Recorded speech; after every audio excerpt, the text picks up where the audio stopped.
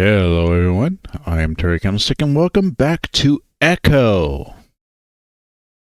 Now for this route, in the beginning, we leaned on we leaned on TJ, and we told Jenna that Chase is gay, not bi. And that is because today, we're going to start TJ's route. Now, we did do this with Finn Muir, but I want to do this route on my own, get every route.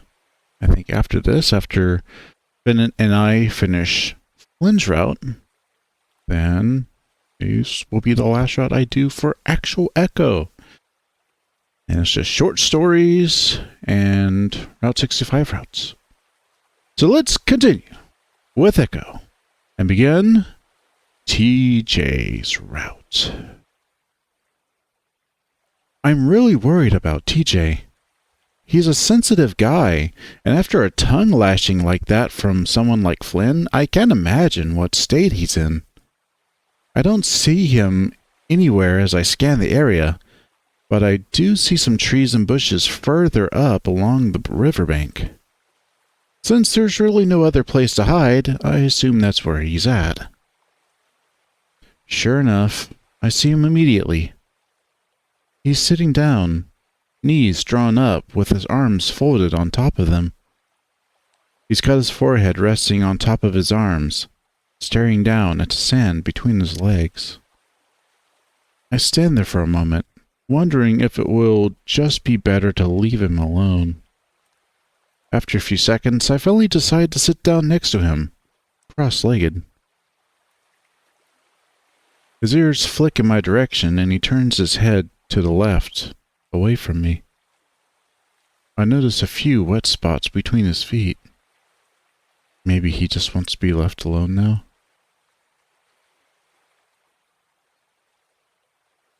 I don't want to leave him be. I decide that I need to break the silence. Hey, TJ. He doesn't say anything or move. You know how Flynn is. He's a dick. Again, silence. Everyone knows he's a dick. No one's mad at you. He does move, then, sliding his legs out straight and leaning back on his paws. He's still looking away from me, rubbing his face on his shoulders. You want to go back and eat? Finally. I can't believe he did that, in front of everyone.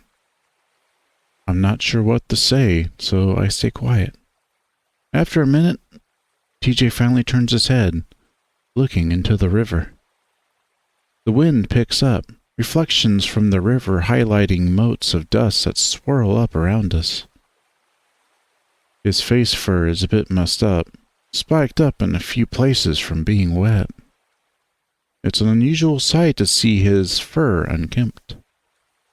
I mean, what the heck? TJ, unable to curse even though it would probably be the best thing for him. He adjusts his legs to sit cross-legged, like me, and wipes his face again. Did you know what I was talking about? I take in a breath, unsure of how I should approach this. I think so. TJ's ears lower. Listen, no one else thinks anything happened. We were so little. Especially you. I mean, I can't believe he's doing this. I trace a claw through the dirt, drawing some wavy patterns as I try to make sense of all this myself. I think it's just because he was such good friends with Sydney, and he just wants more than the truth. I look sideways at TJ. He's just sitting there, looking at the ground. And I guess you were the only one that saw him saw what happened. So he only has you to go after. I saw him drown. I don't say anything, but I feel myself cringe inwardly. Pretty soon, tears are running down TJ's face, but he doesn't bother to wipe them away. He's not just sad, though. He's angry. I hear it in his voice as he goes on. I saw Sydney drown, and Flynn thinks he's the only one that hurts. He thinks that he's the only one that feels like he's in a nightmare. Well, maybe. His voice cracks and he looks away from me again, wiping at his face. Maybe I haven't told him everything because I don't want him to have those images in his head. TJ takes a moment to steady his voice, working to get his breathing back to normal. I just wish I could go back to that day. TJ, there's nothing you could have done. I know my words are meaningless crap, and I hate myself for saying them. But I have to say something. Not one of us would have been able to do anything if we were there. You would have. Well, besides, I already know I couldn't have saved him on my own. That isn't what... TJ takes a moment to wipe his face again, and when he's done, he doesn't go on. We sit there in silence for a long while after that, and I adjust myself so that I can lean back against a rock behind me. I pat the ground. Sit next to me, Tej. He's calmed down for the most part, and after a moment, he does crawl over to sit by me. I pick up a few pebbles and toss them into the river. Remember when we used to call it Seesaw River? Yeah.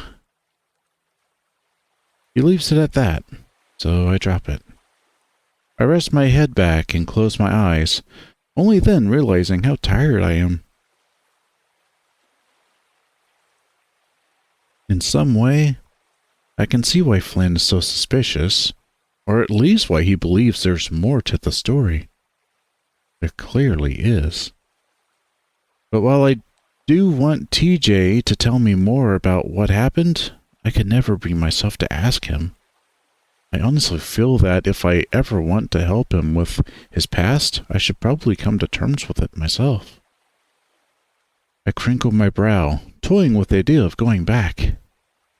It's something I actively avoid thinking about. We all do. But like Jenna said, maybe talking about it, thinking about it, might actually help. I dig my fingers into the pebbles on either side of me. The images come in a quick flurry, like someone cycling through a Viewmaster too fast.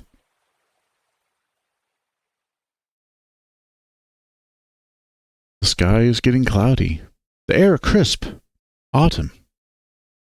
TJ is sitting in a daze, Jenna running back to town, Flynn pulling me into the water. Me grabbing onto Nextgruff, pulling back to shore. Carl sitting on a rock, bawling. Leo starts trying to do compressions. And Sydney just stares. Sirens, the helicopter rotors, adults everywhere. I'm home. Mom's holding me. Dad puts on my favorite movie. I watch. But still, Sydney stares.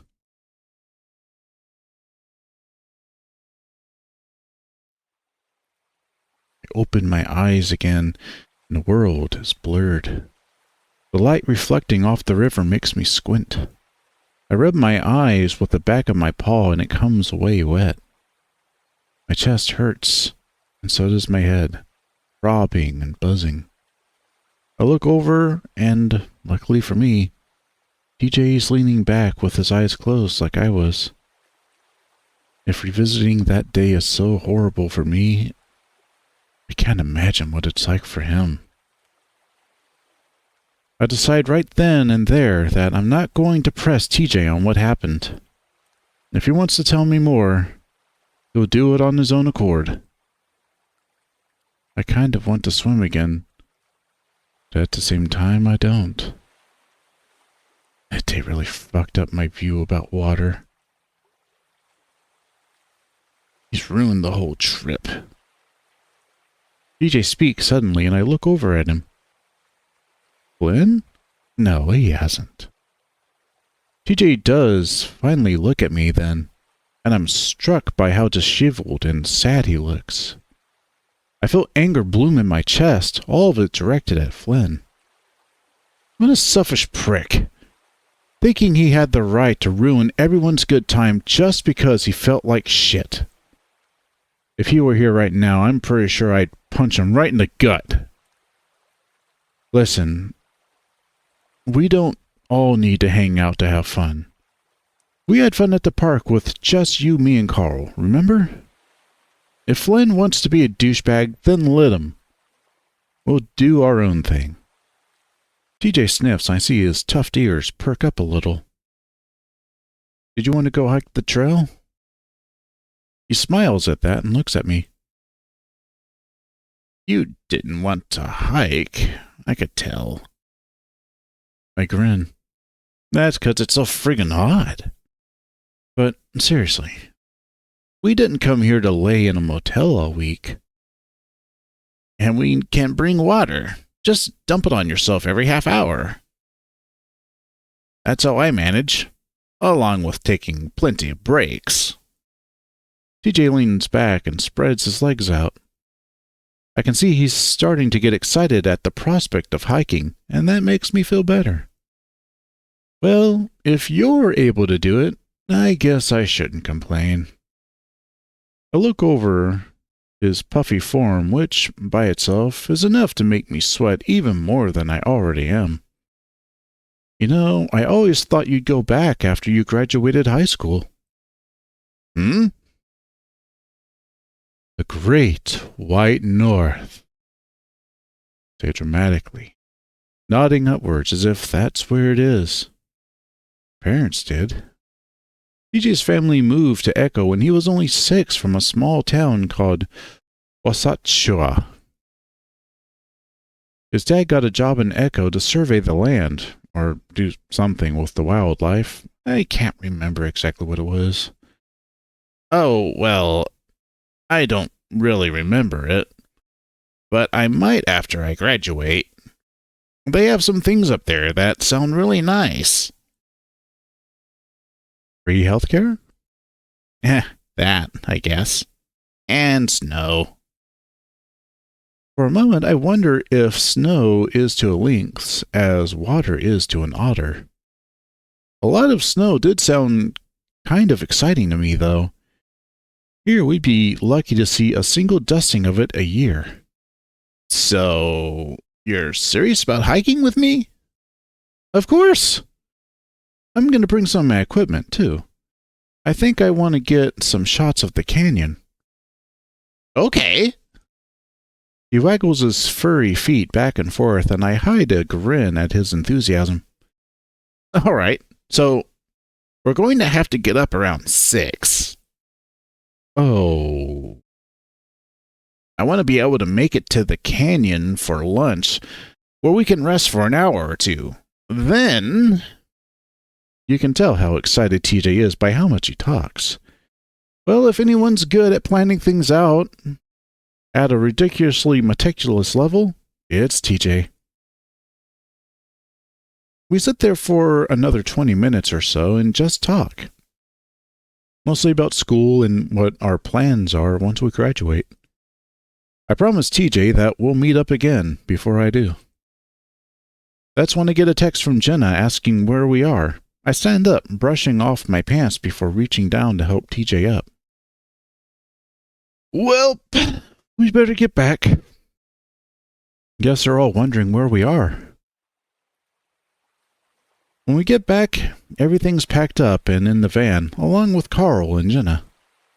Leo's leaning against the van waiting for us, his paws in his pockets. He looks at me, then over at TJ, obviously trying to gauge his mood. Everything good? Yeah. TJ answers before I can, and whether or not he actually is okay, he sounds happy enough. Well, alright then. We get in the van at that point, no one saying anything as we make the short drive back to the motel. As we get out, Leo tells us all that he's going to have a word with Flynn, and, despite the spoiled afternoon, we still had stuff to do over the week. I'm not too convinced myself that that will happen. I am convinced that it's going to be awkward as fuck if we do. Leo leaves for work at that point, though Carl does end up coming in with us to the motel. The rest of the day is pretty uneventful. We watch a few movies, then go to the diner for dinner. Afterwards, we just sit in a room and talk. Carl filling us in on how things have been in town over the past 3 years. It's not long before the conversation drifts back to Flynn and his outburst. I think he's just antsy 'cause he's realizing how shitty it's been without you guys. Trust me, he's already kicking himself for it right now. Even if he is, it doesn't mean anything unless he apologizes. Oh, you know how he is, Jenna. He's sorry even if he won't say it. I don't care. He's going to have to realize that none of us have to put up with him anymore. Hey, why don't we all get some ice cream? I've been wanting to go to Ray's ever since we got here. It's hard to tell if TJ is just trying to change the subject or actually wants ice cream. Probably both. Hey, if you want to drive half an hour to Peyton, sure. What? Why? They moved it there. It sucks. I haven't had the rocky road for a year now. Oh. Well, let's just stop by when we go to Peyton next. I assume we aren't staying in Echo for the rest of the trip. Oh. Chase, can you take us? I just smiled at him from my spot on the couch. Sure, why not? Yes, I love the cookie dough. What about you, Jenna? Jenna's busy looking at her phone. Oh, well, I've always enjoyed their butter almond. It's hard to find that flavor anywhere else. TJ looks at me and I open my mouth to answer. But for a moment, I draw a blank. The memories of Ray's hazy and blurred. My head is still buzzing. Vanilla. I've been feeling pretty shitty ever since I had that talk with TJ by the river. I make a mental note to steal some of Jenna's aspirin before I go to bed. Well, Flynn was right about one of us, at least. Carl! What's wrong with that? Everyone likes vanilla. I grin, even though Carl's comment hurts me more than it should. He's just joking, after all. But I mean, who loves it, right? Personality of a rock. I think it's a good answer, especially if you put toppings on it. The buzzing picks up and I feel a dull pulse behind my eyes. The three of them continue to talk amongst themselves as I lean my head back against the couch. I close my eyes, trying to will away the pounding in my head. I open my eyes. The room is dark. Jenna is in her bed. TJ is in his. Carl is wrapped in a blanket on the floor. I lurch for my camera bag, then look around, wide-eyed. I sit on the bed next to TJ and stare at the door.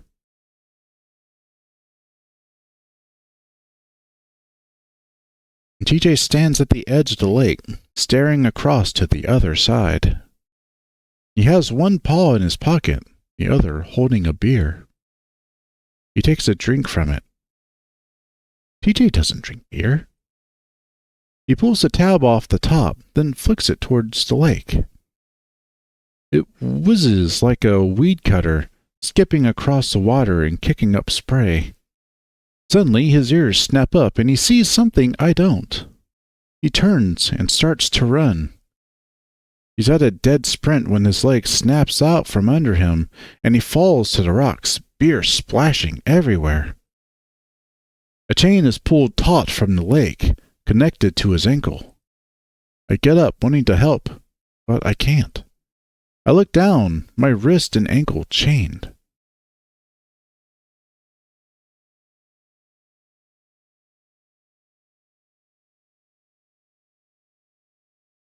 Tuesday. Well, that is the beginning of TJ's route, and I am going to leave it here, but I did want to say, I kind of relate to Chase when it comes to struggling to know what to say to a friend that's hurting, because I certainly don't have the words for it. I find that hard. I honestly find that the hardest thing to do is actually find words to say, because I honestly just don't want to fuck it up. I don't want to make them feel worse. So I generally just say nothing. Which I don't know, is that good? It's probably not. Ben's a lot better at this, so when he immediately went to say something like that, I assume that's probably what it is. And for me, I'm more introverted than Finn, so I think just having someone there, just that presence is enough for me. And most of the time, I'm very, very reserved and guarded. Reticent, I think is the correct word. And I do like having someone there, even if we don't talk. Just someone being there if I feel bad is usually enough. Maybe that's just me. So, if y'all are willing to, do share in the comments how y'all feel about that. When y'all have a friend or an associate that is feeling bad, how do y'all deal with it? Because with me, I try to just be there and be present, even if I suck at knowing what to say. I'll be looking forward to hear what y'all have to say and how y'all communicate it. And y'all can talk to each other, of course. You're a community. A small one. So be it, but still a little community. So thank you so much, everyone, for embarking on TJ's route with me today. Now, as always, I will see you in the next part. Until then, bye.